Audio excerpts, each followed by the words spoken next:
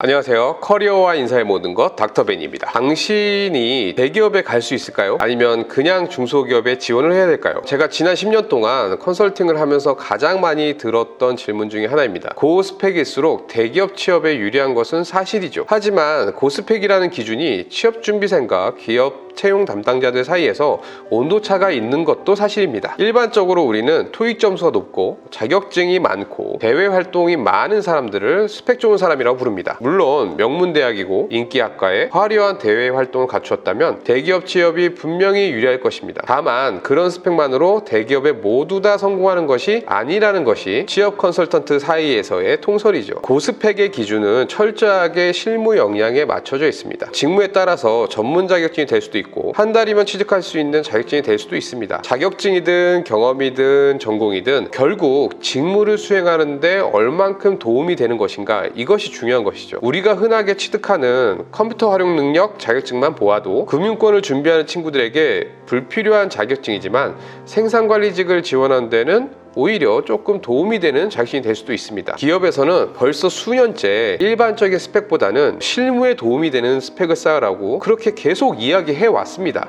하지만 취업 준비생들 입장에서는 이왕이면 이 기업, 저 기업, 여러 기업을 지원할 때 쓰일 만한, 그렇게 해서 도움이 될 만한 일반적인 스펙에 매달려 있는 것이 현실이죠. 제가 취업 상담을 하다 보면 대기업을 지원할 만한 화려한 스펙을 가지고 있음에도 불구하고 스펙에 대한 자신감이 상대적으로 자신이 부족하다고 생각해서 입사 지원을 미리 포기하는 친구들이 상당히 많았습니다. 또는 이와 반대로 별다른 스펙도 없는 사람들이 대기업에 가겠다라고 거기에만 계속 매달려 있는 그런 경우도 볼 수 있었죠. 많은 사람들이 저에게 자신들의 스펙을 분석해달라고 이야기하면서 대기업에 합격 가능성이 있느냐 없느냐 그런 진단을 요구하는 경우가 상당히 많습니다.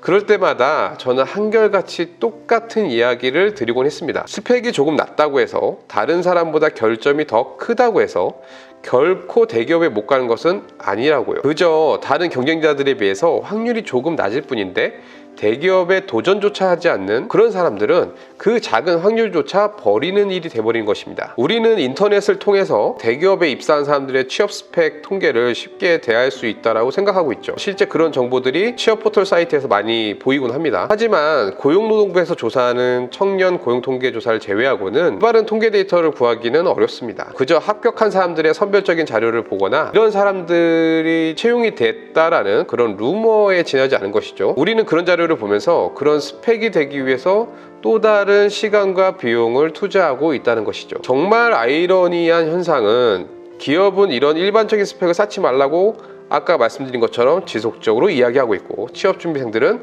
이러한 일반적인 스펙에 계속 매달리는 것을 보니 제가 중간에 있는 입장에서 보면은 좀 이런 현상들이 매우 안타깝기 그지없습니다. 제가 여러분들에게 드리고 싶은 말씀은 대기업 스펙, 중소기업 스펙, 우리가 이렇게 이분법적으로 좀 결론을 짓지 말았으면 하는 것이죠. 누구든 지원할 수 있고 아무리 그 확률이 낮다고 하더라도 충분히 도전할 가치가 있다는 것을 말씀드리고 싶습니다. 그렇다고 하여 우리가 대기업에만 매달리라고 하는 것은 결코 아닙니다.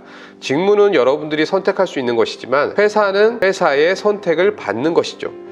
충분히 대기업, 중소기업을 모두 지원할 수 있는 만큼 대기업, 중소기업 모두 지원하면서 고용시장에서 자신의 평가를 받아들인다면 그것만으로도 충분히 좋은 취업 전략이 될 수 있습니다. 다음 시간에는 직업 또는 직무를 선택하는 과정에 대해서 여러분들과 이야기를 나눠보도록 하겠습니다. 앞서 말씀드린 것처럼 직무는 구직자 스스로 선택을 하는 것이고 회사는 선택을 받는 것입니다. 그런 자신의 선택이 필요함에도 불구하고 자신이 가진 스펙만으로 우리가 어떤 직무로 이직을 할 것인지에 대해서 판단을 해버리는 그런 어리석은 일들이 좀 발생하곤 합니다. 올바른 직무 결정을 통해서 조기 이직이 발생하지 않도록 제가 가진 노하우를 여러분들께 나눠드리는 시간을 갖도록 하겠습니다. 당신의 성공적인 커리어를 응원합니다. 당신은 할 수 있습니다.